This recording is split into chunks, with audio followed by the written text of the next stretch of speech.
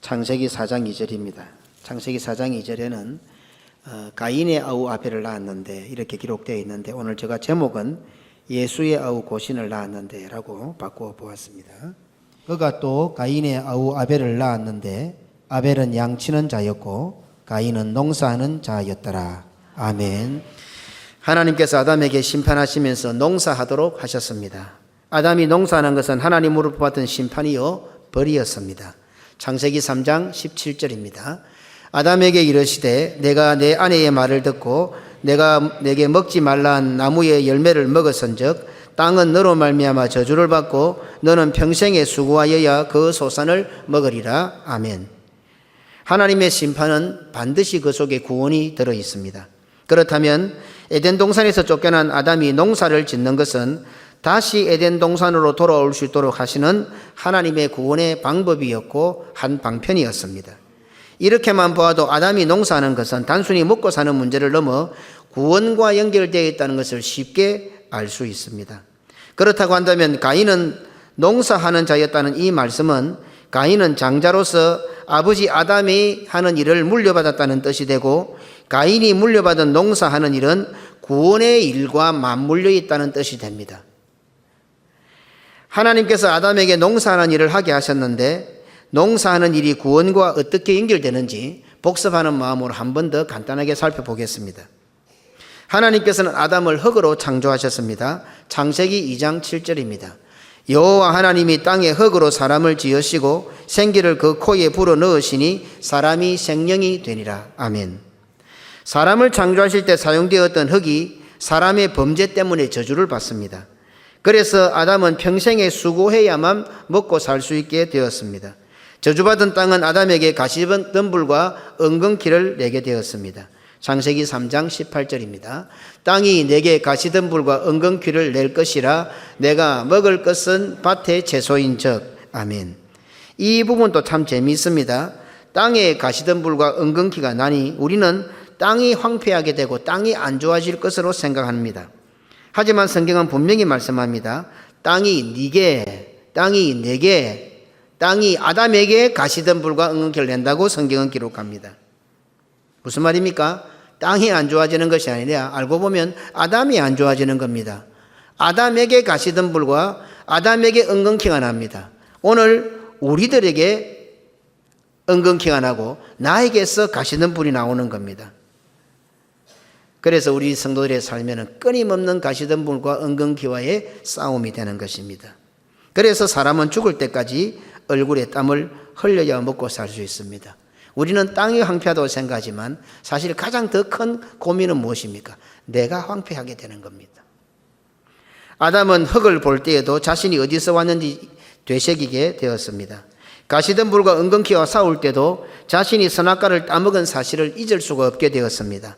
저주받은 땅을 갈고 기경할 때마다 이렇게 된 모든 이유가 자신에게 있음을 돌아보게 되었습니다. 자기 목구멍으로 밥이 넘어갈 때마다 이렇게라도 먹고 살 수 있게 해주신 하나님께 감사할 수밖에 없습니다. 그래서 성도는 범사에 감사하는 겁니다. 그래서 성도들이 밥을 먹을 때나 무엇을 먹든지 기도하는 이유가 여기에 있는 것 같습니다. 그러니 아담이 농사하는 모든 것은 하나님과 연관이 있는 것이며 하나님을 기억하게 만드는 것들이었습니다.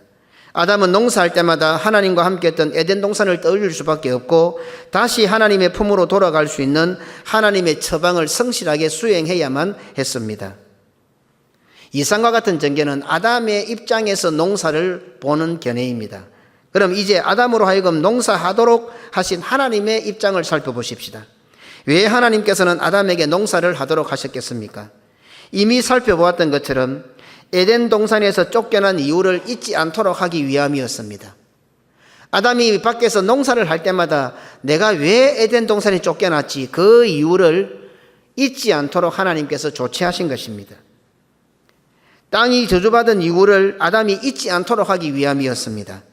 가시덤불과 은근키가 나게 된 원인을 아담이 잊지 않도록 하기 위함이었습니다. 평생도록 수고하고 얼굴에 땀을 흘릴 때마다 하나님께서 계신 에덴 동산을 생각하고 하루빨리 에덴 동산으로 돌아가려고 노력하고 최선을 다하게 하기 위함이 하나님의 의도였습니다. 이처럼 하나님께서 아담에게 농사를 짓게 하신 이유는 한마디로 에덴 동산에서 쫓겨나 에덴 동산 밖에서 살아도 하나님을 꼭 기억하라 하는 것이 하나님의 의도였습니다. 비록 아담이 에덴 동산 밖에 있다 하더라도 하나님을 부를 때면 무소부지하신 하나님께서 언제든지 아담에게 달려가겠다는 일종의 하나님의 다짐이요 하나님의 약속이었습니다. 그것이 하나님께서 아담에게 불로 너는 농사 지어라 한 것 같지만은 단순하게 한 직업이나 일이 아니라 그 속에는 이처럼 네가 에덴 동산 밖으로 쫓겨나서 힘들고 괴롭고 어려울 때에 고개를 들고 나를 부를 때에 나는 언제든지 너를 향해 달려가겠다, 너와 함께 하겠다는 하나님 스스로의 다짐이었고 하나님의 약속이었고 또 하나님께서 아담에게 주시는 사랑이었습니다. 농사하며 사는 사람의 결말은 어떻습니까? 사람은 그렇게 살다가 결국 또 흙으로 돌아가게 되었습니다. 창세기 3장 19절입니다. 네가 흙으로 돌아갈 때까지 얼굴에 땀을 흘려야 먹을 것을 먹으리니 네가 그것에서 취함을 입었음이라. 너는 흙이니 흙으로 돌아갈 것이니라 하시니라. 아멘. 이것도 심판 같아 보입니다. 그런데 어떻습니까? 결국은 하나님께서 창조하실 대로 돌아간다는 뜻이 있습니다. 흙이니 흙으로 돌아간다. 실패로 끝나는 것 같아 보이지만 그 말씀의 의미 속에는 결국은 하나님께서 창조하시던 그 시작으로 다시 돌아가게 되는 겁니다. 하나님의 심판 속에는 이와 같은 하나님의 사랑이, 구원이 담겨 있는 것입니다. 관심이 없으면 화가 잘 안 납니다. 그렇지 않아요? 그런데 사랑이 가고 관심이 가면 어떻습니까? 이놈 하고 화가 나는 겁니다. 다시는 안 볼 거라고 화가 나는 겁니다. 그 속에 사랑이 있기 때문에 하나님의 회초리 속에는 우리를 향하신 하나님의 사랑이 가득 담겨져 있습니다. 농사하는 자라는 뜻에 대해서 이 정도 묵상한 것 가지고 오늘 본문으로 다시 돌아가 보십시다. 창세기 4장 2절입니다. 그가 또 가인의 아우 아벨을 낳았는데 아벨은 양치는 자였고 가인은 농사하는 자였더라. 아멘. 왜 둘째 아들 아벨을 낳았다고 하지 않고 가인의 아우 아벨을 낳았다고 성경은 기록하고 있을까요? 그렇지 않습니까? 아담과 하와가 아들을 낳았으면 이제 덕남하였다 가인을 낳았다. 그리고 둘째 아들 아벨을 낳았다. 이렇게 하면 될 건데 아담과 하와가 낳았잖아요. 아담과 하와가 낳았으면 내 아들인데 그러니까 둘째 아들을 낳았다 하면 되는데 왜 성경은 가인의 아우 아벨을 낳았다고 그렇게 기록하고 있을까요? 아벨이 가인에게 종속된 것 같은 느낌을 주지 않습니까? 다시 말해서 가인 때문에 아벨을 낳은 것처럼 기록하고 있는 것 같지 않습니까? 아벨이 가인을 위해서 무언가를 할 것 같은 느낌과 뉘앙스를 오늘 성경은 주고 있다 이 말입니다. 아들이 태어났는데 그냥 첫째 아들, 둘째 아들이라고 기록하는 것이 자연스럽습니다. 뒤에 족보를 보면 다 그렇게 기록되어 있어요. 누구는 누구를 낳고 누구는 누구를 낳고 했지 누구의 동생 누구를 낳고 이렇게 안 기록 안 되어 있습니다. 태어나는 둘째 아들 아벨이 마치 첫째 아들 장자 가인에게 종속된 것 같은 느낌을 주는 성경 기록입니다.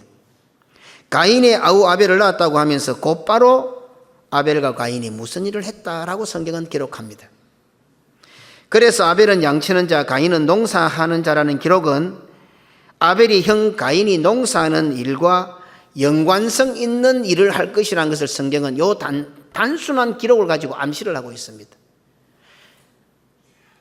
가인의 아우 아벨을 낳았다. 그리고는 아벨은 무슨 일을 했고 가인은 무슨 일을 했다. 이래 나오는 겁니다. 그러면 무슨 일을 함에 있어서 동생이 하는 일은 형이 하는 일을 위해서 태어난 것처럼 성경이 기록하고 있다 이 말입니다. 가인의 아우 아벨이라는 성경의 기록은 아벨이 가인에게 어느 정도 무엇인가 모를 종속적인 의미를 내포하고 있습니다. 이런 의미를 종합해 볼 때 성경은 둘째 아들 아벨을 낳았다고 하지 않고 가인의 아우 아벨을 낳았다고 기록함으로써 아우 아벨이 태어나는 것이 마치 형 가인의 일을 위해서인 것처럼 기록하고 있습니다.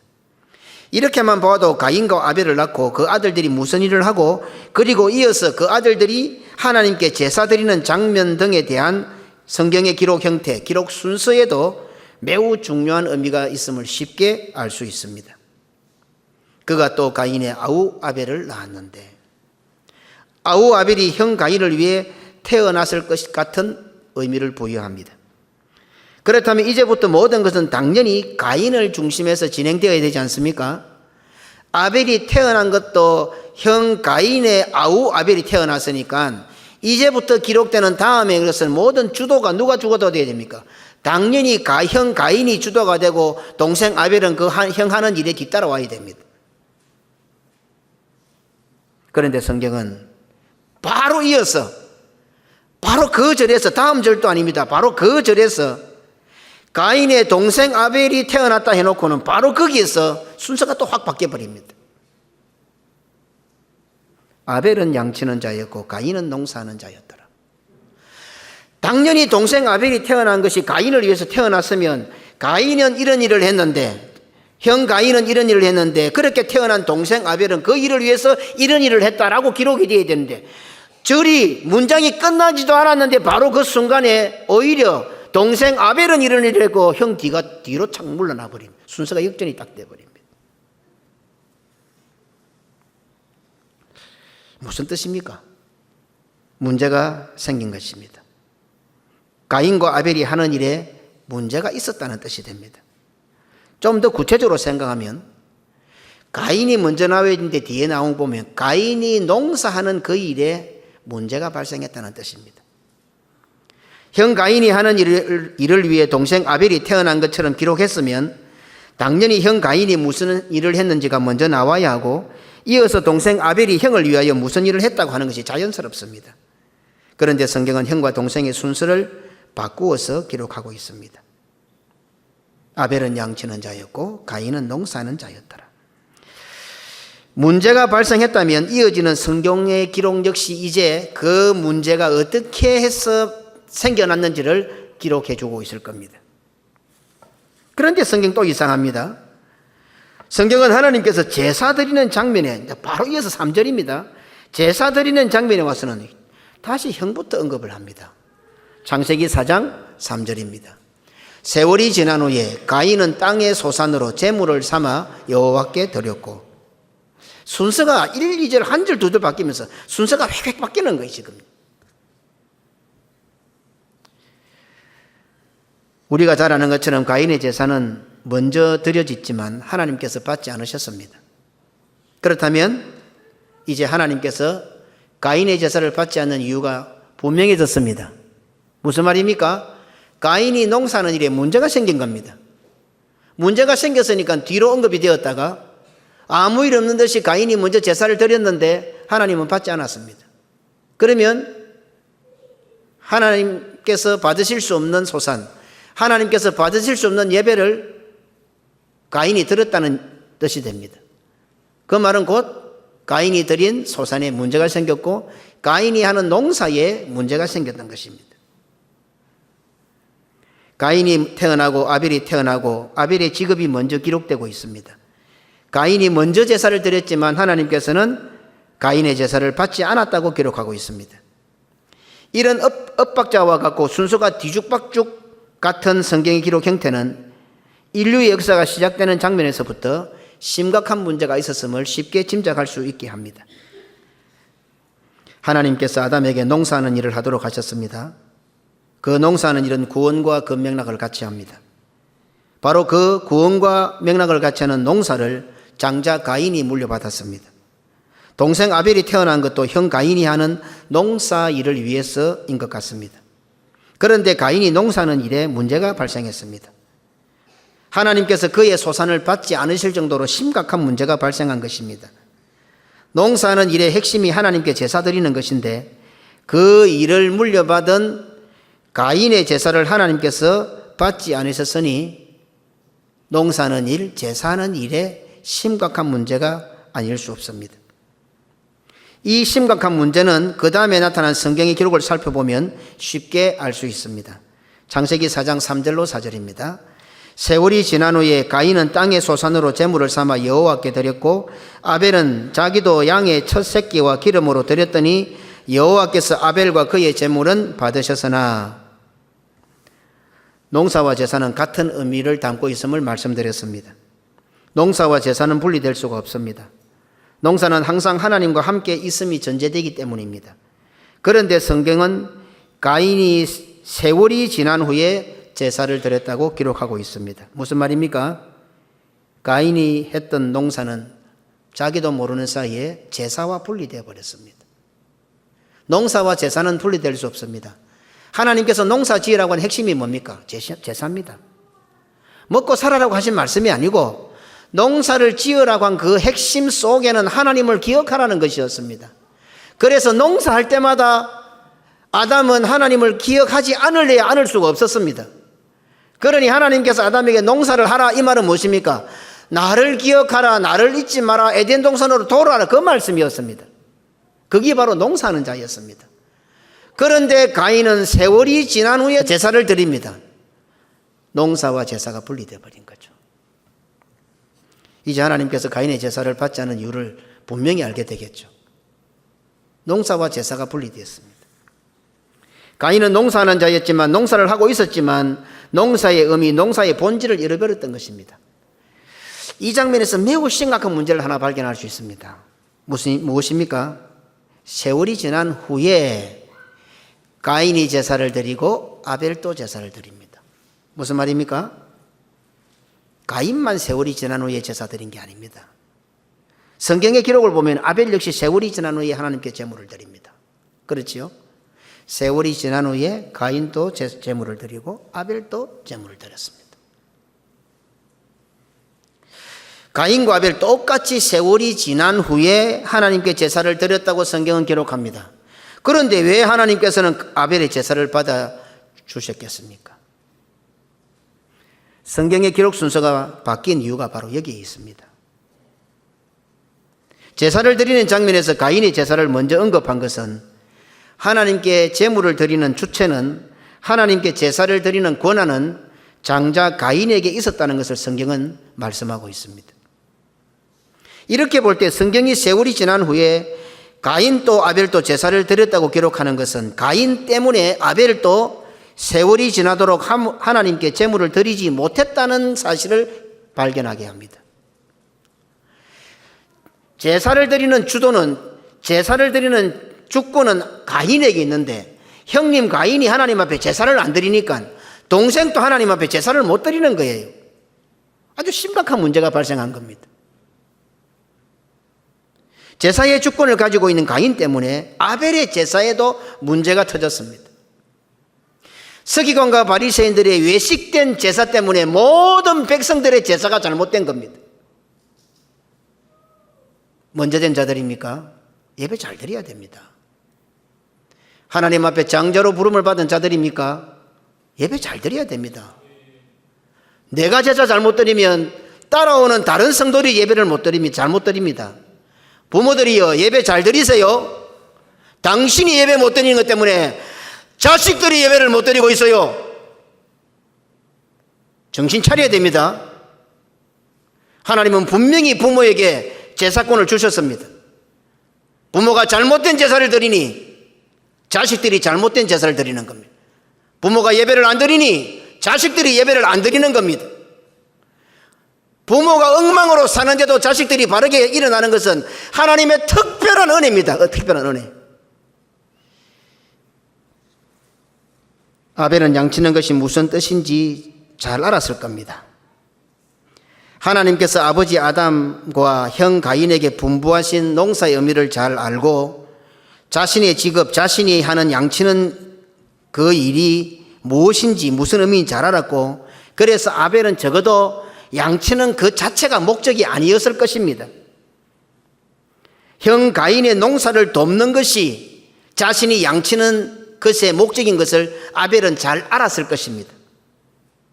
그래서 하나님께서는 아벨의 소산을 받아주실 것이 분명합니다. 그런데 제사는 못 드리고 있었습니다. 형 때문에. 아벨은 양을 치면서 자기가 하는 그 직업이 목적이 아니고, 자기가 하는 양치는 것이 목적이 아니고, 이 양치는 것은 결국 형이 하는 농사하는 일을 돕도록 하는 것이 목적이라는 것을 아벨은 잊지 않았을 것입니다. 그리고 하나님께서 자기 아버지 아담에게 농사하는 일을 맡기신 이유와 그 일을 물려받은 형이 농사하는 일에 그 목적을 분명히 알고 있었을 것입니다. 그 목적을 가지고 열심히 아벨은 양을 쳤을 것입니다. 그랬기 때문에 하나님께서는 아벨의 제사를 받으신 거예요. 그런데 예배라는 형식은 갖고 있었지만 정작 그 속에 핵심을 잃어버린 가인의 소사는 하나님께서 받으실 수가 없었던 것입니다. 성경은 공식적으로 하나님께 제물 드리는 것은 가인에게 있음을 부각시키고 있습니다. 분명히 하나님께서 받아주시지 않았지만은 이 부분에 대해서는 제가 다음 시간에 또 더 구체적으로 말씀드립니다. 너무 하나님의 놀라운 은혜가 이 속에 있습니다. 하나님은 속이 상했던 거예요. 이놈의 새끼 이제까지 오나. 쉽게 부모들이 볼 때 자식들이 찾아오지도 않고 자식들이 애를 먹일 때 니 쳐다보지도 않겠다 했지만은 이 속에 하나님의 얼마나 무한한 사랑이 담겨있는지를 깨닫게 하는 부분이 있습니다.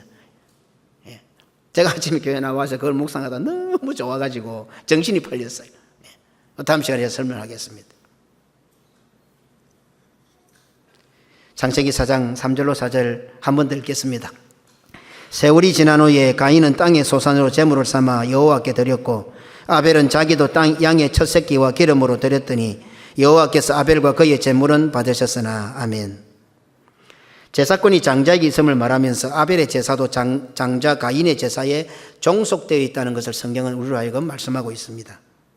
그래서 가인이 제사를 드렸고 아벨도 제사를 드렸고, 가인이 제사를 못 드리니까 세월이 지나도 아벨이 제사를 드렸다는 기록이 나타나지 않습니다. 세월이 지나 가인이 예배를 드리니 아벨도 어쩔 수 없이 세월이 지나 예배를 드렸습니다. 그래서 성경은 제사를 언급할 때에 아벨의 제사가 가인의 제사를 뒤따르고 있습니다. 종속되었지요. 제사가 종속되었으면 농사하는 것도 이 직업도 당연히 종속되어야 되는데 거꾸로 되어버렸죠. 인간의 역사가 시작되는 창세기 4장 1절, 2절, 3절에서 이와 같이 직분론이 등장하고 예배론이 등장합니다. 참 신비롭지요. 오늘 교회가 드리는 예배를 드리는 직분론과 예배론이 창세기 인간 역사 출발에서부터 나타나고 있습니다. 내가 하나님과의 관계를 맺는 것이라면 미명하에 함부로 예배드리면 안 된다는 것을 깨닫게 하는 매우 중요한 장면입니다. 결론적으로 볼 때 하나님께서 아벨의 제사를 받으셨지만 그 아벨의 제사는 가인의 제사에 종속되어 있고 제사의 질서를 따라야 한다고 말씀하고 있습니다. 교회가 드리는 공식적인 예배가 얼마나 중요한지를 인간의 역사가 시작되는 순간부터 성경은 기록으로 남겨 가르쳐주고 있습니다. 어떻습니까? 오늘 이 주례 땅, 사상의 주례 땅에 우리가 드리는 예배가 별것 아닌 것처럼 보이지 않습니까? 주의 이름으로 주의를 지키며 예배의 자리에 참석할 때 이 예배 드리는 것을 하나님께서는 얼마나 귀하게 생각하는지 모릅니다. 부활주일로 지키고 있습니다. 부활이 뭡니까? 오늘 우리는 부활주를 지키고 있잖아요. 왜 살아나야 합니까? 한번 질문 던져보셨어요? 부활주를 맞을 때마다. 내가 왜 살아나야 하는데? 그럼 부활해서 뭐 하려고? 오늘 다 부활의 감격을 누리고 부활했다고 우리가 믿음으로 신앙 고백할 건데 그건 저 부활해서 뭐 하시려고요?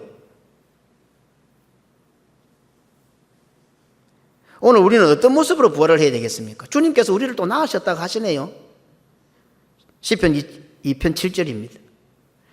내가 여호와의 명령을 전하노라. 여호와께서 내게 이르시되 너는 내 아들이라. 오늘 내가 너를 낳았도다. 아멘. 하나님께서 우리를 낳으셨다 합니다. 우리를 아들이라고 하십니다. 우리를 새로 낳아주신 거예요. 부활했습니다. 그렇다면 오늘 우리의 중생, 우리의 부활은 오늘 성경에 어떻게 기록되면 좋겠습니까? 제가 그래서 설교 전에 이 말씀을 드렸습니다.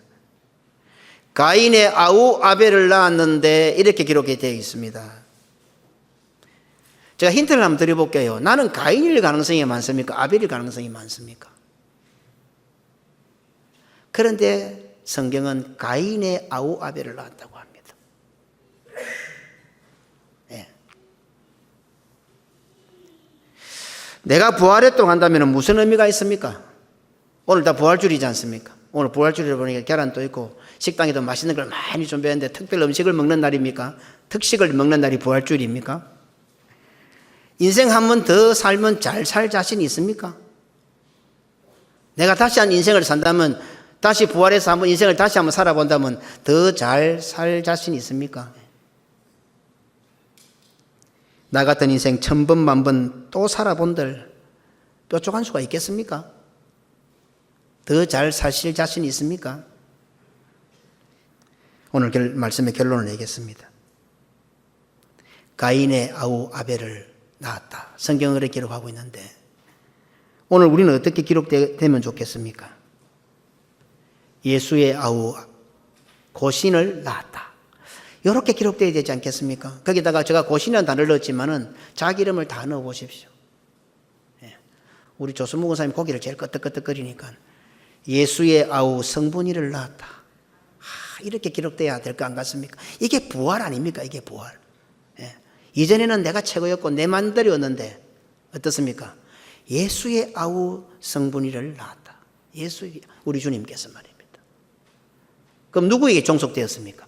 예수님께 형님에게 종속된 거예요. 형님이 모든 제사권을 달리고 있는 거예요.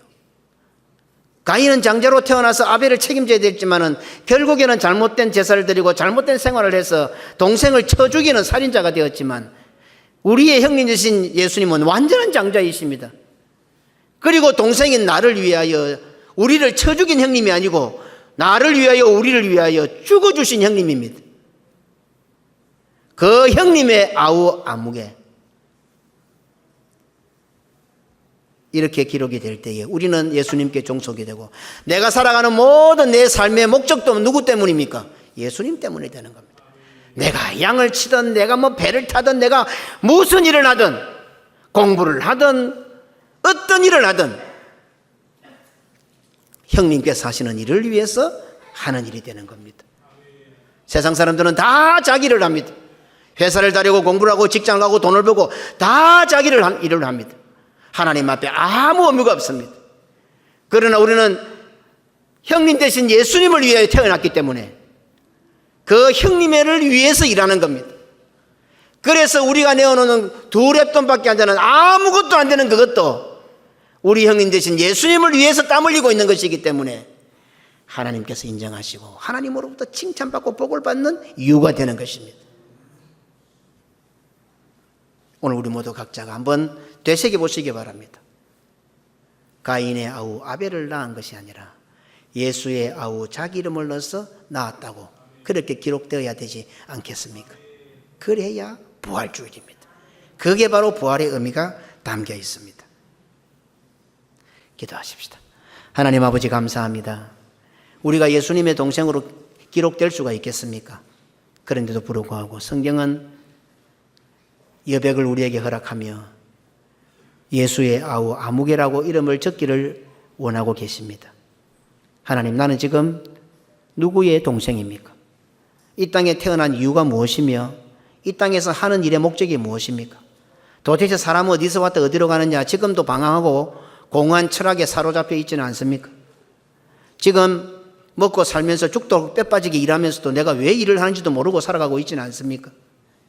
오늘 부활주일입니다. 예수의 아우 내가 태어나야 그것이 참된 부활이요, 그것이 살아가는 삶에 분명한 목적이 있는 것이요, 분명한 가치가 있는 것임을 우리 모두가 꼭 깨닫게 하옵소서. 오늘 다 집에 가서 책상에 크게 예수의 아우 아벨, 예수의 아우 내 자기 이름을 넣어서 태어났다고 하나님 앞에 신앙 고백하며 결단하며 하나님 앞에 기도하는 우리 모두가 꼭 되어서 오늘 이 부활주일에 우리 모두가 다 새롭게 예수의 동생으로 태어나는 성도들이 되게 하옵소서. 그래서 앞으로 살아가는 모든 삶의 목적이 예수님께 종속이 되었고 내 하는 일이 다 예수님의 일과 연관이 있고 예수님을 위해서 일함으로써 나의 삶 전체가 하나님의 영광을 위해 살아가는 그런 복된 믿음의 삶이 꼭 되게 하여 주옵소서. 구주 예수님 이름으로 기도드리옵나이다. 아멘.